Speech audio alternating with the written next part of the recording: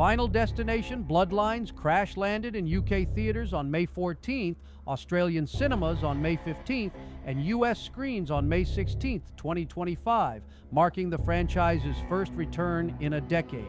And what a comeback it is. A gloriously unhinged carnival of carnage that revels in its own absurdity while sneaking in surprising musings on fate, family, and the fragility of life.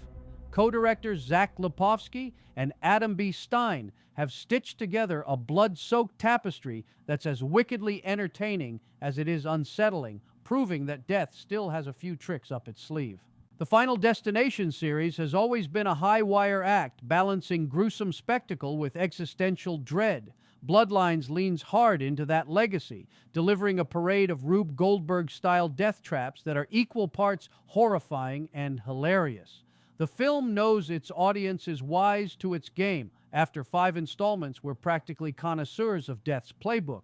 So it doubles down, turning everyday objects into instruments of doom with a wink and a splatter. A wobbly elevator cable, a flickering light bulb, a stray penny. Each is a Chekhovian landmine primed to explode in spectacular fashion.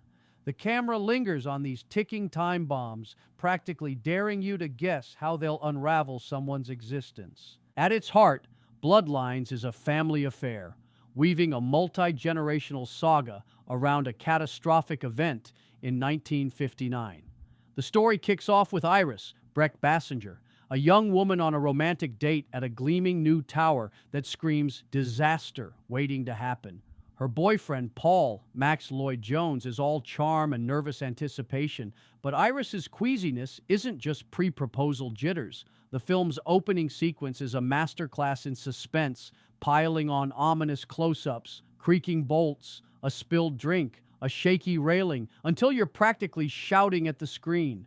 When Iris's premonition of the tower's collapse hits, it's a gut punch, setting the stage for a sprawling narrative that spans decades.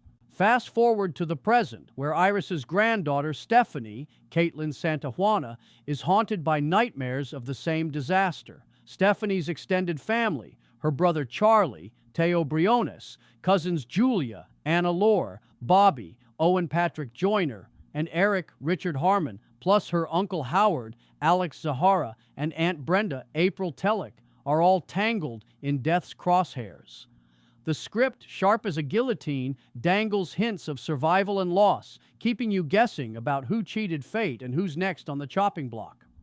Without spoiling the twists, let's just say the film's title isn't just a catchy subtitle, it's a promise of blood ties and bloody ends. What sets Bloodlines apart is its gleeful commitment to excess. The death scenes are operatic, transforming mundane settings. A tattoo parlor, a backyard, a hospital, into stages for gruesome ballet. A garden hose becomes a noose, a halogen bulb, a harbinger of doom, and don't even get me started on the logging truck.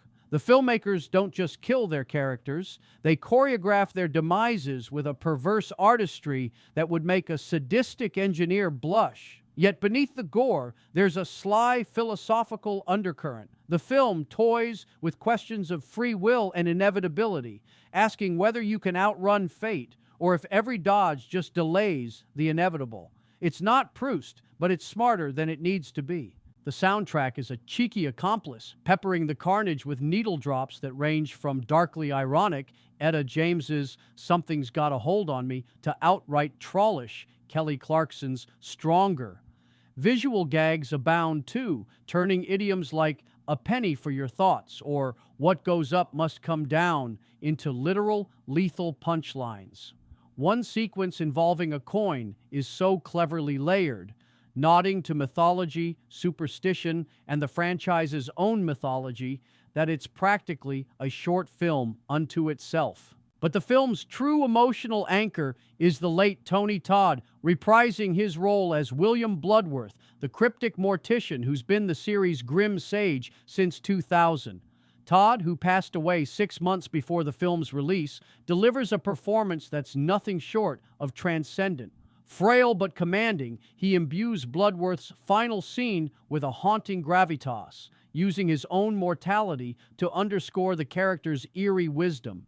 It's a moment that silences the theater, not with gore, but with raw human weight. Todd's presence elevates Bloodlines from a funhouse of horrors to something unexpectedly profound, a fitting farewell to a horror icon who knew how to make death itself take a bow. Final destination, Bloodlines, isn't perfect. Some plot threads dangle and a few characters feel like cannon fodder, but it's a triumphant return for a franchise that refuses to stay dead. It's a film that embraces its roots while pushing the boundaries of its formula, delivering laughs, gasps, and a surprising lump in the throat. For fans of the series, it's a bloody good time. For newcomers, it's a wild introduction to death's twisted sense of humor. Either way, keep your eyes on the pennies, and maybe don't trust that elevator. Celebrity Spotlight Radio gives this film a movie grade of B+. Please like and subscribe, hit the notification button, and share. Will it pass you by? Maybe death's not actually coming for our family. Because that would be crazy. Good luck.